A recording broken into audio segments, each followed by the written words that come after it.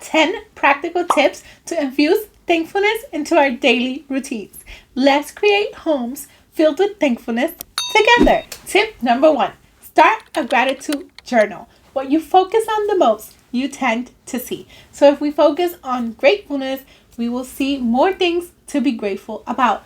Every single day, notate 3 things that you are grateful for. Just the fact that you are breathing is enough to be thankful. Be sure to count your blessings every single day and set a few moments aside to be grateful for every single thing that we got. When we regularly jot down what we are grateful for, this helps to spotlight on those particular things, thus leading us to appreciate them even more. This can help us to focus on the positive aspects of our life and our home. Next, we want to express admiration. Let's not just be thankful for our things, but our families as well. Let's note things that they do that we are thankful and grateful for, and be sure to mention it to them as well. Everybody likes to be appreciated. So are you telling your loved one what you appreciate about them?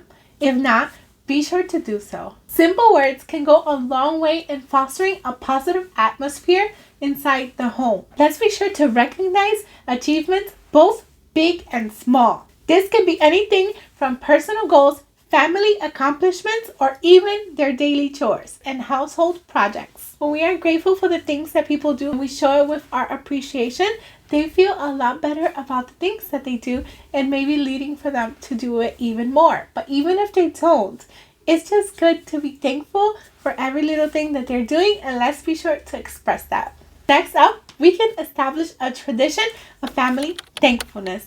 Be sure that every week or every month we get together and express our gratitude towards one another and something that we appreciate about the other person.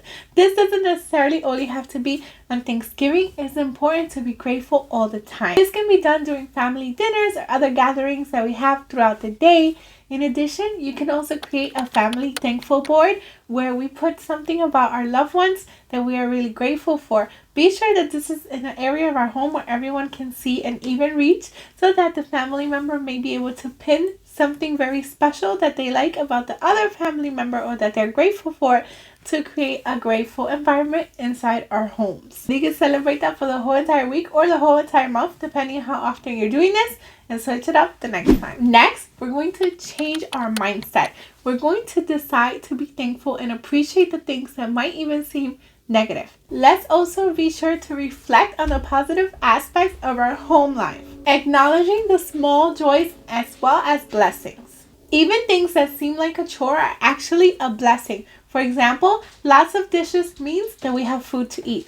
Lots of laundry means that we have clothes to wear, and a home to clean means that we are blessed enough to have a roof over our head. Another way we can foster gratefulness is by volunteering. When we volunteer, we get an opportunity to give back, and that alone creates a sense of gratitude, but we also appreciate what we have even more. In order to have more gratitude in our lives, we also want to limit complaints.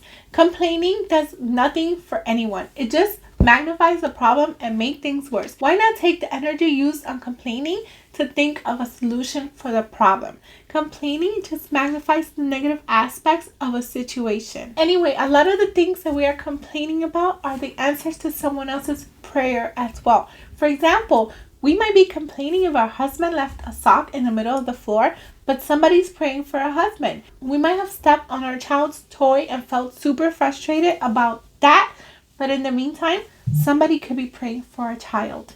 As I said, complaining gets us nowhere, so why bother to do it? When we stop complaining, the tone for our home shifts to a more positive one, and not only that, it enables the rest of our families to take responsibility as well and be grateful for what we do have. Next, be sure to savor the simple moments. Take time to fully savor and enjoy the small moments, whether it's enjoying a meal with your loved ones or simply folding a load of laundry. Being present during these moments can deepen your appreciation, leading to a more grateful life. When facing challenges, try to find the lessons and opportunities for growth. This mindset shift can turn difficulties into moments of gratitude for the strength and resilience that they bring in. Sometimes when we are suffering through a difficult moment It helps to focus on what we do have instead. And I know sometimes that can be super duper difficult, especially during the waiting periods of our lives. But if we shift our focus elsewhere, we can become to be more grateful. Since it is so difficult, check out this video here for 8 more tips that you can use to be content at home. And I'll meet you there right now. Thank you so much for watching. Until next time, to God be the glory. Bye.